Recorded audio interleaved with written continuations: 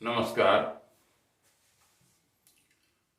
Universal script के प्रसार प्रचार कार्यक्रम अंतर्गत आप सभी का स्वागत है। आइए आज का विचार विमर्श हम शुरू करें।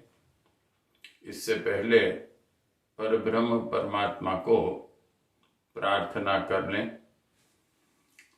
ओम भूर्भुवः स्वः तत्सवितुर्वरेण्यं भर्गो देवस्य धीमहि धियो यो नः प्रचोदयात्।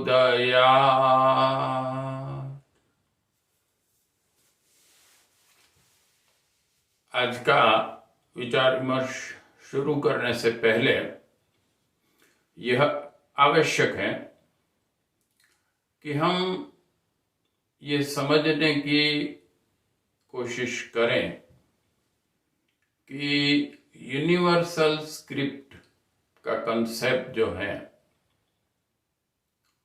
वो क्या है, उसका स्वरूप क्या है, उसके पीछे क्या लक्ष्य छिपा हुआ है और इसे अगर हम विश्वव्याप्त बना सकते हैं तो पूरे विश्व को इससे क्या एडवांटेज मिल सकते हैं, क्या लाभ हो सकता है। तो मित्रों, हम जानते हैं कि भाषा बहुत ही आवश्यक है मनुष्य को अपना जीवन जीने के लिए, क्योंकि भाषा के द्वारा ही वो अपने विचारों को, अपने ज्ञान को और अपने हृदय की भावनाएं जो है उसे अभिव्यक्त कर सकता है। और क्योंकि हम जानते हैं कि मनुष्य को अकेले जीवन जीना तो पसंद ही नहीं है, उसे अपना परिवार चाहिए, उसे अपना समाज चाहिए,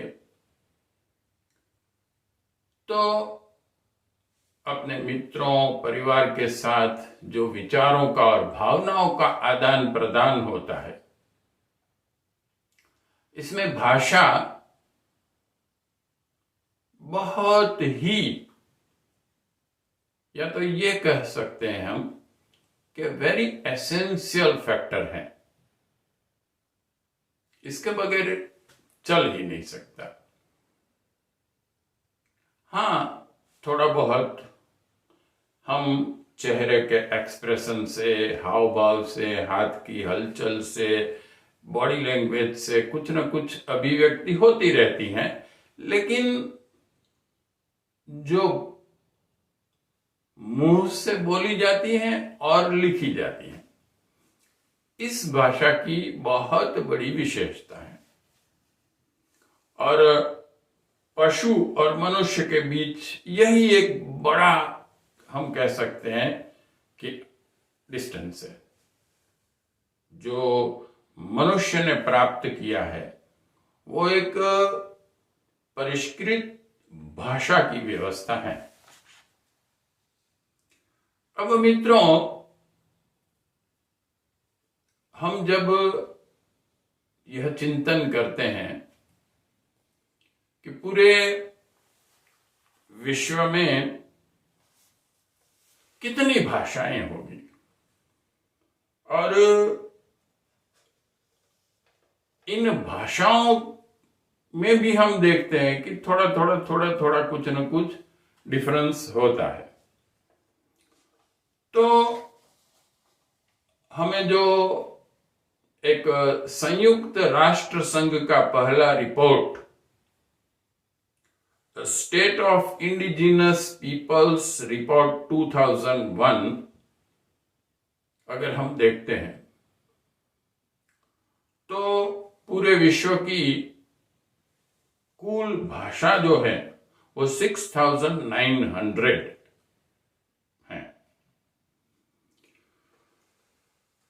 अब हम जानते हैं कि जैसे कि कोई भी एक भाषा हम लेंगे तो उसमें भी कुछ डिविजन्स होते हैं। जैसे कि हमारे गुजरात में एक कहावत है, बार गावे बोली बदलाए। आप अप्रोक्सीमेटली 15 किलोमीटर का 20 किलोमीटर का डिस्टेंस अगर थोड़ा सा दूर जाएंगे तो तुरंत उनकी भाषा में चेंज हो जाता है। फिर भी अगर जो हमें इस रिपोर्ट से मालूम होता है तो हम ये समझ लेते हैं कि अप्रोक्सीमेटली 7,000 भाषाएं पूरे विश्व में हैं। अब इन सभी भाषाओं की अपनी अपनी लिपि है लिखने की, अलग अलग। तो यह भी हम जानते हैं, हाँ, कई भाषा की लिपि थोड़ी एक दूसरे से नजदीक हैं, लेकिन जो अलग अलग लिपि हैं, अलग अलग भाषा के लिए अलग अलग भाषाएं जो हैं, इससे एक दिक्कत यह होती है दोस्तों, हम देखते हैं कि दो व्यक्तियों के बीच जो कम्युनिकेशन चाहिए, अगर एक दूसरे की भाषा नहीं जानते हैं, एक दूसरे की लिपि नहीं जानते हैं, तो ये बड़ी दिक्कत होती है। फिर हम यह भी जानते हैं कि कुछ भाषाएं ऐसी हैं जिसमें बहुत सारा ज्ञान छिपा हुआ है। जैसे कि हम सबसे पहला अगर नंबर देना चाहें तो विश्व का सबसे बढ़िया ज्ञान संस्कृत भाषा में है। इसके जब हम शास्त्र देखते हैं, इसके अंदर छिपा हुआ साइंस देखते हैं, एक ही उदाहरण ले, जैसे कि एक वैदिक मैथमेटिक्स एक ऐसा विषय है और जिसमें कुछ ही वर्ष पहले एक शकुंतला देवी जी हमारे भारत के थे, वो उनके एक्सपर्ट थे। तो उन्होंने पूरे विश्व को इतना सारा ज्ञान दिया कि आज के मैथमेटिशियंस भी बहुत आश्चर्यचकित हो गए। उन्होंने ये स्वीकार किया कि आज के मैथमेटिक्स में जो नॉलेज है वो तो हमें वैदिक मैथमेटिक्स में मिलता ही है, लेकिन वैदिक मैथमेटिक्स में बहुत सारा कुछ ऐसा है जिसे हम अभी समझ नहीं सकते हैं। ये हुई एक विषय की बात। तो ऐसे विश्व की कई भाषाएं अपने आप में कई नॉलेज लेकर बैठी है, अपना अपना ज्ञान है जो किसी न किसी तरीके से मनुष्य जाति को उपयोगी हो सकता है। तो संस्कृत की तरह ही अगर हम दूसरे नंबर पर रखना चाहें तो अंग्रेजी भाषा, इंग्लिश भाषा भी ऐसी है कि आजकल वो ज्यादा चलती हैं और उसमें बहुत ही हम देख सकते हैं कि नॉलेज है, क्योंकि आजकल ज्यादा पर पढ़ाई इंग्लिश में होती है। फिर ऐसे ही जापानीज लैंग्वेज लें, जिन राष्ट्रों ने प्रगति की है, हम अगर उसका एनालिसिस करते हैं कि आज के वैज्ञानिक युग में, भौतिक युग में, चाहे वो बिजनेस में हो या इन्वेंशन में हो, तो हम देखते हैं कि जापान भी एक ऐसा देश है जिसने बहुत अच्छी प्रगति की है। और वहां की विशेषता यह रही है कि वहां के स्टूडेंट्स को जापानीज भाषा में ही प्रशिक्षण दिया जाता है। तो जापानीज भाषा में भी बहुत सारा नॉलेज है। तो प्रत्येक भाषा अपने आप में कुछ ज्ञान लिए हुए है, लेकिन दिक्कत तब होती है कि जब कोई व्यक्ति अपनी भाषा तो जानता है लेकिन वो भाषा नहीं जानता है, तो वो ज्ञान प्राप्त नहीं कर सकता है। और ऐसे ही कम्युनिकेशन के प्रॉब्लम्स भी आते हैं। अब आज कई महापुरुषों ने यह कहा है कि धीरे धीरे जैसे जैसे हमारी वैज्ञानिक प्रगति, वैदिक काल में तो थे ही, फिर एक डाउनफॉल आया नॉलेज में और साइंस में, और फिर ये प्रगति की ओर जा रहा है, नॉलेज बढ़ रहा है, साइंस के इन्वेंशंस बढ़ रहे हैं, ज्ञान बढ़ रहा है। तो यह आवश्यक है कि पूरा ज्ञान पूरे विश्व को मिले और ये इजी हो। तो इसीलिए महापुरुषों ने यह भी कहा कि भाई अब हम पूरे विश्व को एक राष्ट्र बना लें, एक अनुशासन में लाएं। हम अलग अलग ब्रह्म परमात्मा की उपासना की पद्धतियां हैं, उसमें से भी एक एनालिसिस करें, विवेक बुद्धि हमारी लगाकर, और साइंटिफिक कौन सी थिंकिंग है इन सब पर, और एक धर्म बनाए, एक संस्कृति बने हमारी, और एक भाषा बने, ताकि पूरा विश्व विचार विमर्श करने के लिए, ज्ञान प्राप्त करने के लिए बहुत ही सरल मार्ग अपना सके। तो जब इन सभी पहलू पर हम थिंकिंग करते हैं, तो भाषा के बारे में जो यूनिवर्सल स्क्रिप्ट है, वो भाषा पर चिंतन हमें करना है, और स्पेशली फॉर लिपि स्क्रिप्ट।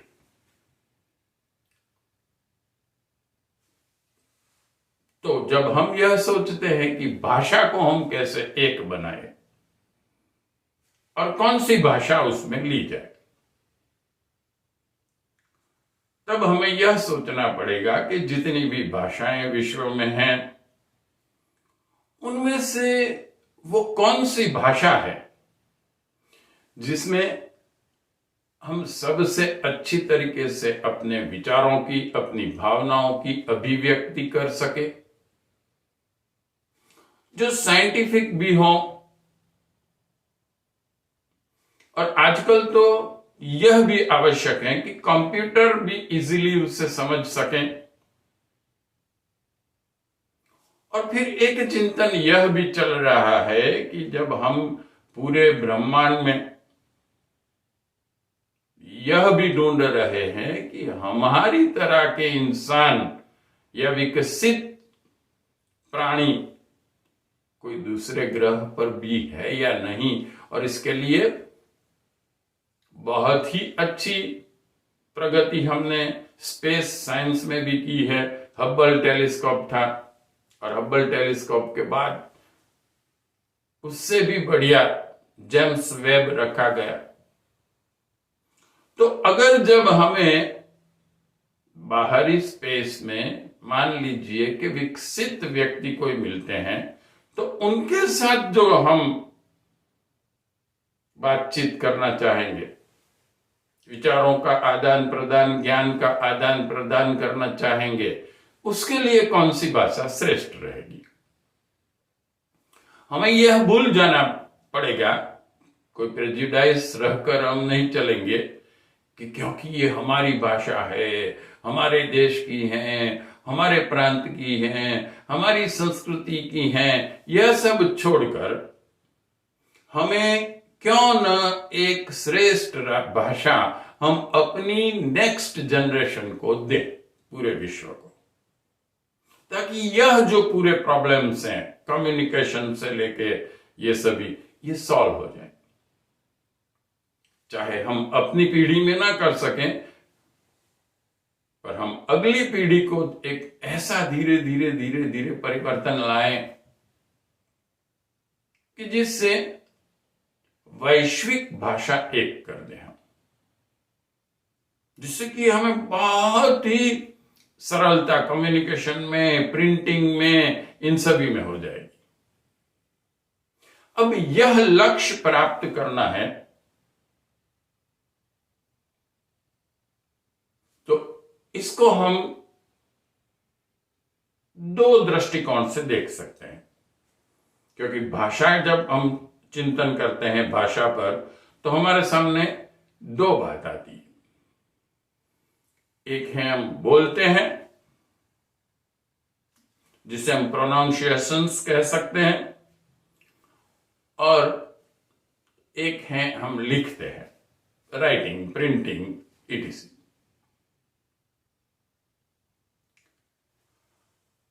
अब लिखने की जो भाषा है उस पर हम चिंतन अगर करें तो हमें यह समझना आवश्यक है कि जितनी भी अलग अलग भाषाएं विश्व में लिखी जाती हैं, बोली जाती हैं, यह जो हम देखते हैं कि अप्रोक्सीमेटली 7,000 लैंग्वेजेस हैं पूरे विश्व में, तो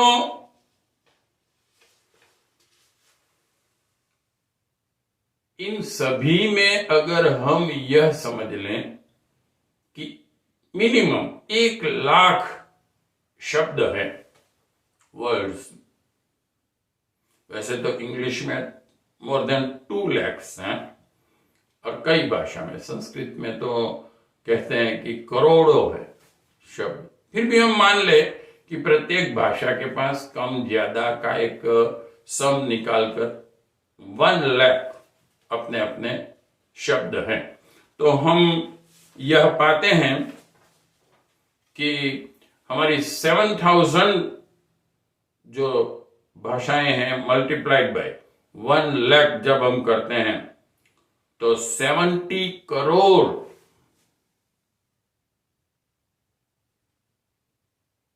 टोटली वर्ड्स होते हैं।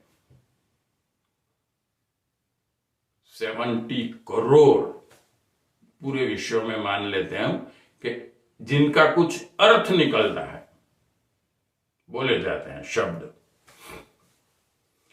लेकिन आश्चर्य की बात यह है मित्रों कि यह जो इतने सारे शब्द बोले जाते हैं, अगर इनको हम प्रोनाउंसिएशंस में देखें कि कितने प्रकार के प्रोनाउंसिएशंस, आवाजें हमारे गले से और हमारे जो आवाज निकालने के पूरे अंग अवयव हैं, हमारे ऑर्गन्स हैं, उससे मनुष्य निकाल सकता है इन भाषाओं के लिए। इसकी जब हम गिनती करते हैं तो दैट इज राउंड अबाउट 500। देखिए 500, जैसे संगीत में हम देखते हैं कि 7 सुर हैं, और इन 7 सुरों को अलग अलग अलग अलग तरीके से उसका क्रम बिठाकर हजारों लाखों अलग अलग राग बनाए जाते हैं, गीत होते हैं, इनकी अलग अलग गाने की पद्धतियां होती हैं, सुर साथ ही बेसिकली। तब ऐसे ही हम देखते हैं कि इतने सारी भाषाएं, इतने सारे जो शब्द हैं, वर्ड्स, ये सब भी लैंग्वेज 500 प्रकार की अलग अलग आवाजों से बनी है। अब आइए देखते हैं अप्रोक्सीमेटली जो मेन भाषाएं हैं। इन लोगों ने अपनी अपनी भाषा में इन आवाजों को लिखने के लिए कुछ सिंबल्स बनाए हैं, जिसे हम लेटर कहते हैं, अक्षर। तो देखिए, हिंदी 52 है, उर्दू 34, फारसी 31, जर्मनी 29, फ्रेंच 25, यूनानी 24, अरबी 29, स्पेनिश 27, इटालिया 20, लैटिन 22, तुर्की 28, रूसी 36, इंग्लिश 26 और चीनी 204 और संस्कृत 44।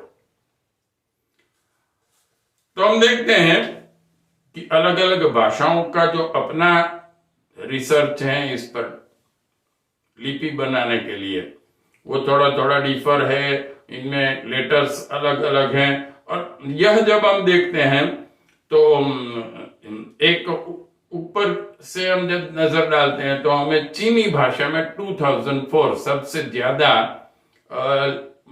सिंबल्स, लेटर्स मिलते हैं। आइए इन बात पर थोड़ा सोचते हैं। एक तो हम देखते हैं कि इंग्लिश भाषा में जो दिक्कत है वो लिखने की और उसके जो प्रोनाउंसिएशंस हैं ये ठीक तरीके से मैच नहीं होते हैं। जैसे कि नाइफ का स्पेलिंग में आगे के आएगा, तो जो लिखावट है और उसके जो प्रोनाउंसिएशंस हैं उसमें जो तालमेल होना चाहिए, एक फिक्स नियम होने चाहिए, नियम होते हैं लेकिन वो इतने क्लियर नहीं है।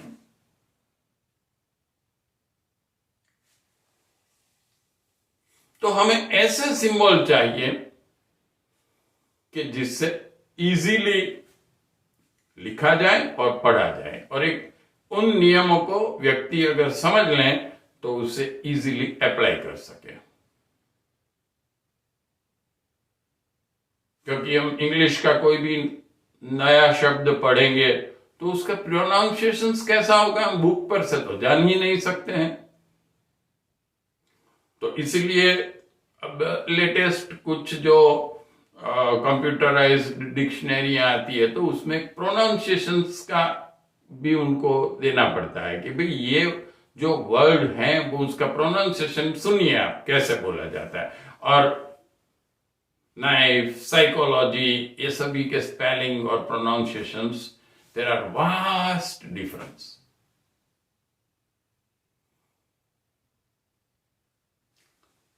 तब हम इस दृष्टिकोण से अगर देखें और हमारी जो श्रेष्ठ भाषा कही गई है, सभी भाषाओं का मूल जिसे कहा गया है, और यूनेस्को ने भी यह कहा कि दुनिया की सबसे पुरानी अगर कोई पुस्तक है तो वो है ऋग्वेद, तो यह भी संस्कृत में लिखी गई है।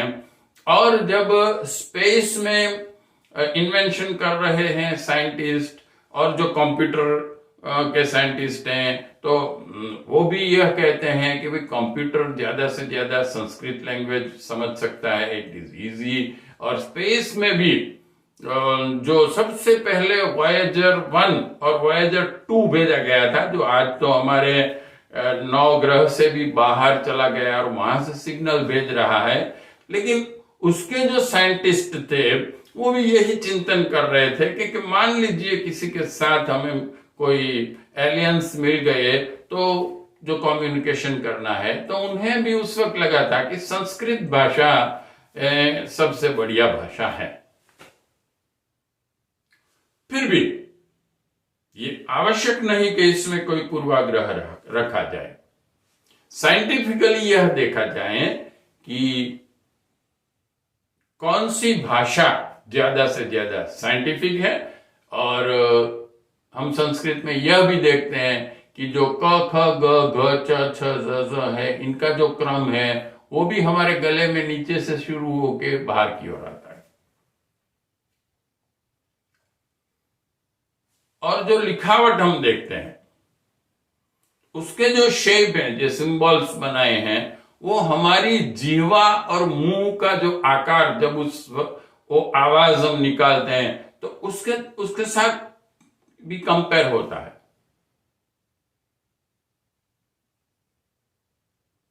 तो जो लिखावट के लिए जो रूल्स रेगुलेशंस हैं, जिसे संस्कृत की लिखावट की जो स्क्रिप्ट है उसे देवनागरी लिपि कहते हैं। इस देवनागरी लिपि में भले ही 44 कहा गया है कि शब्द है, लेकिन जो स्वर और व्यंजन, ऐसे इसके 2 डिवीजन है।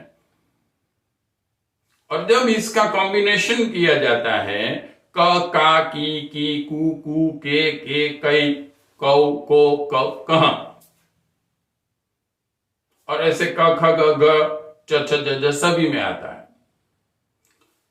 तो पूरे की पूरी हम देख सकते हैं कि जो मनुष्य अपने गले में से जितनी प्रकार की आवाजें, प्रोनाउंसिएशंस निकल सकते हैं, वो अप्रोक्सीमेटली 500 के आसपास सभी आ जाते हैं। ओनली दी स्क्रिप्ट, जिसमें ये पूरे सिंबल्स आ जाते हैं। तो अगर हम यह सोचें कि चलिए हमें एक भाषा बनानी है, लेकिन उसमें सबसे पहला स्टेप अगर हम क्या करें, तो यह इजी है कि हम एक कॉमन लिपि बना दें। बस यही कंसेप्ट पर हम आते हैं, यूनिवर्सल स्क्रिप्ट। क्योंकि पूरी की पूरी भाषा, पूरे के पूरे जो शब्द हैं, ये बने हुए हैं सिर्फ इन 500 अलग अलग टाइप की जो आवाजें मनुष्य के गले में से निकलती हैं। इनको अगर अच्छे से अच्छा हम सिंबॉलिकली रख सकते हैं, तो there is only one script, that is Devanagari लिपि। और हम देख सकते हैं, you can write any language in Devanagari लिपि, देवनागरी स्क्रिप्ट। मान लीजिए आपको इंग्लिश लिखना है, इंग्लिश का कोई एक वर्ड है, शब्द है this, you can right in Devanagari also. ध उसको दीर्घई और स, दिस। और उसमें सबसे बड़ा ही एडवांटेज मिलेगा कि प्रोनाउंसिएशंस का नियम बहुत ही बढ़िया है। आपको अलग से इस शब्द का प्रोनाउंसिएशंस क्या होगा, इसके लिए स्पीकर नहीं बनाने पड़ेंगे। जब किसी भी व्यक्ति ने इस लिपि के उन सिद्धांतों को समझ लिया कि इनका प्रोनाउंसिएशंस क्या होता है, तो हम ये चाहें पहले कि हम देवनागरी लिपि को एक कॉमन लिपि करके पूरे विश्व में रख दें। शुरुआत में सब चाहे वो भाषा बोलें, भाषा वो लिखना चाहते हैं लिखें, देवनागरी स्क्रिप्ट इसके लिए बेस्ट है।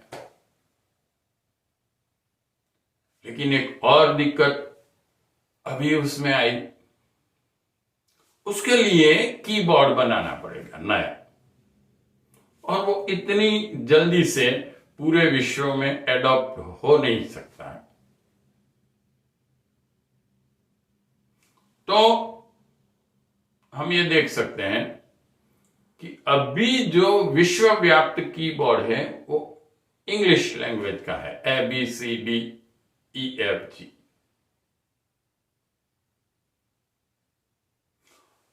और हमें अगर कीबोर्ड का हम उपयोग करें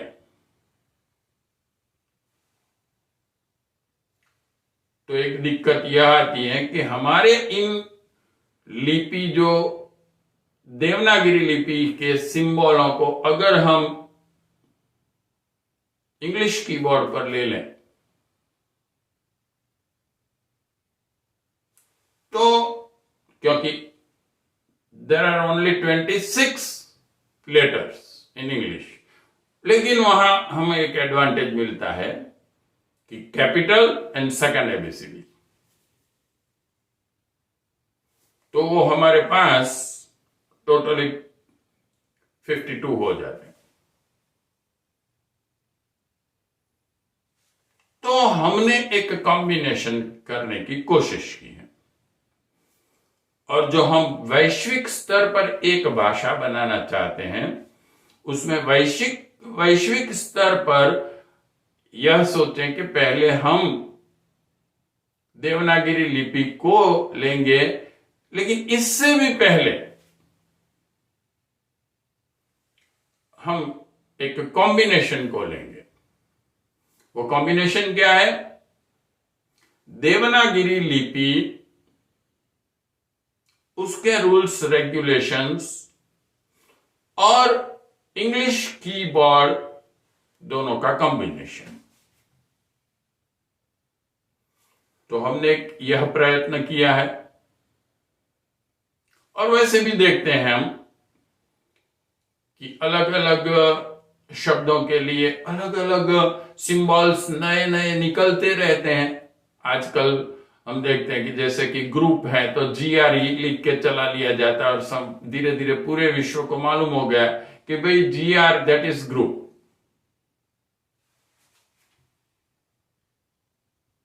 तो जब हम यह काम करने जाएंगे कि देवनागरी लिपि यानी कि हमारे पास मनुष्य जो 500 प्रकार के प्रोनाउंसिएशंस अपने गले में से निकालता है, उन सब के लिए जो सिंबल बनाए गए हैं देवनागरी लिपि में, उसकी बजाय हम सिंबल लेंगे सिर्फ इंग्लिश कीबोर्ड।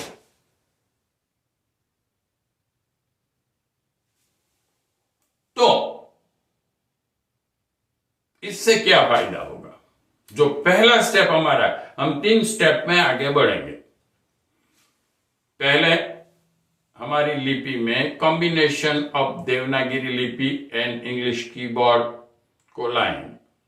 देन आफ्टर पूरे विश्व को जब मालूम हो जाएगा कि नहीं ये तो बढ़िया है,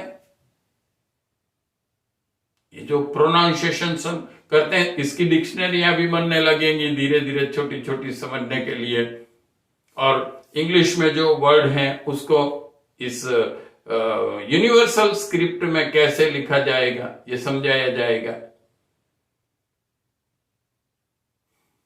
और इसके बाद जब ये वेल नोन हो जाएंगे, इसकी इंपॉर्टेंसी, इसका साइंस समझ में आ जाएगा, प्रोनाउंसिएशंस का क्या है, तो हम विश्व को ये समझाएंगे कि भाई साहब आपको अगर ये अच्छा लगा, ये कॉम्बिनेशन है देवनागरी लिपि और इंग्लिश कीबोर्ड का, तो क्यों ना हम पूरा का पूरा देवनागरी का कीबोर्ड पूरे विश्व में व्याप्त करें।